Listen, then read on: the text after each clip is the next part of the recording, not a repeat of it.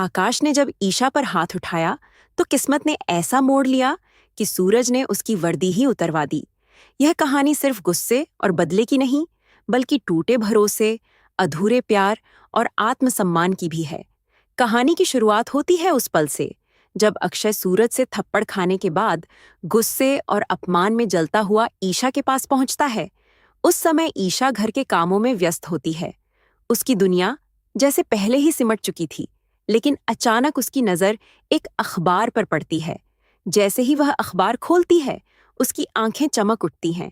उसमें खबर छपी होती है कि इंदौर का नया आईएएस सूरज कुमार बना है। यह पढ़ते ही ईशा की खुशी का ठिकाना नहीं रहता। उसकी आंखों में गर्व और दिल में एक अजीब सी राहत महसूस होती है, जैसे उसकी उम्मीदें सच हो गई हों। वह मन ही मन मुस्कुराती है, जैसे उसके अपने सपनों ने उड़ान भर ली हो। लेकिन उसी समय वहां आकाश आ जाता है। ईशा बिना डरे, पूरे आत्मविश्वास के साथ उसके सामने खड़ी हो जाती है। वह गर्व से कहती है, देखो, मेरा सूरज आईएएस बन गया और तुम कुछ भी नहीं कर पाए। यह सुनते ही आकाश का गुस्सा 7वें आसमान पर पहुंच जाता है। उसका अहंकार इस सच्चाई को बर्दाश्त नहीं कर पाता। गुस्से में आकर वह पास में पड़ा बर्तन उठाता है और बिना सोचे समझे ईशा पर फेंक देता है। बर्तन सीधे जाकर ईशा के सिर पर लगता है। एक तेज चोट लगती है और उसके माथे से खून बहने लगता है। दर्द से उसकी चीख निकल जाती है, लेकिन उससे ज्यादा चोट उसके दिल को लगती है। उसी वक्त जैसे किस्मत को कुछ और ही मंजूर हो, सूरज की गाड़ी वहां से गुजर रही होती है। ईशा की चीख उसके कानों तक पहुंचती है।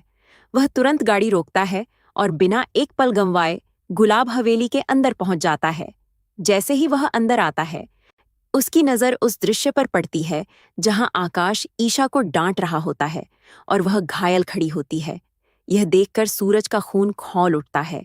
वह बिना कुछ सोचे सीधे आकाश के पास जाता है, उसे पकड़कर जोर से पीटता है और कॉलर पकड़कर बाहर घसीट लाता है।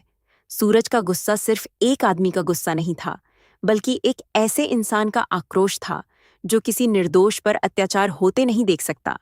वह आकाश को सिपाहियों के हवाले कर देता है, क्योंकि उसने एक महिला पर हाथ उठाया था, और वह भी ऐसी महिला जो उसकी पत्नी तक नहीं थी। थोड़ी देर बाद ईशा बाहर आती है। जैसे ही उसकी नज़र सूरज पर पड़ती है, उसके चेहरे पर एक सुकून भरी मुस्कान आ जाती है। लेकिन यह खुशी ज्यादा देर टिक नहीं पाती। अचानक उसकी नज़र सूरज के हाथ पर जाती है और वह हैरान रह जाती है। वह देखती है कि सूरज के हाथ में अब वह निशान नहीं है जो उसने कभी खुद दिया था। वह निशान जो उनके रिश्ते की याद दिलाता था, अब गायब हो चुका था।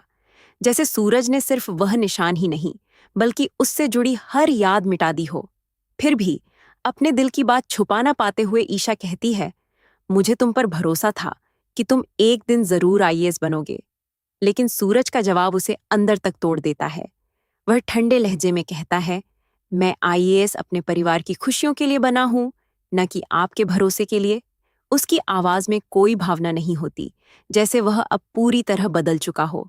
वह आगे कहता है, यह एक नया सूरज है जो तुम्हें कब का भूल चुका है।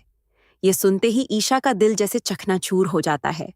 उसकी आंखों में आंसू आ जाते हैं, लेकिन वह खुद को संभालते हुए कहती है, तुम मुझे भूल कर आगे बढ़ जाओ। दोनों के बीच खामोशी छा जाती है, लेकिन इस खामोशी में हजारों अनकहे जज्बात छिपे होते हैं। लोग इस कहानी को देखकर हैरान हैं।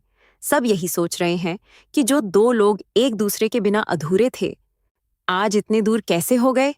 असल में सूरज के दिल में इतनी नफरत यूं ही नहीं आई। उस रात ने सब कुछ बदल दिया था, जब उसने आकाश की जगह लेकर ईशा से शादी की थी। उस पल ईशा के दिल में खुशी तो थी, लेकिन उसने अपने प्यार को खुद से दूर करने के लिए एक ऐसा कदम उठाया जिसने सब कुछ खत्म कर दिया। उसने सूरज की बेइज्जती की, उसे ठुकराया और यहां तक कह दिया कि वह उसकी जिंदगी से चला जाए। उसने उसे कसम दी कि वह कभी उसके पास न आए। ये सब सूरज के दिल में गहरी चोट बनकर रह गया। इसके बाद ईशा ने खुद को अपने ही घर गुलाब हवेली तक सीमित कर लिया। उसकी जिम्मेदारी गुलाब सिंह, आकाश और उनके परिवार को सौंप दी गई, क्योंकि अब कोई भी उससे शादी करने के लिए तैयार नहीं था। आज दोनों एक दूसरे से दूर खड़े हैं, लेकिन उनके दिलों में अभी भी कुछ अधूरा है। सवाल बस इतना है कि क्या यह दूरी कभी खत्म होगी, या यह प्यार हमेशा के लिए अधूरा रह जाएगा।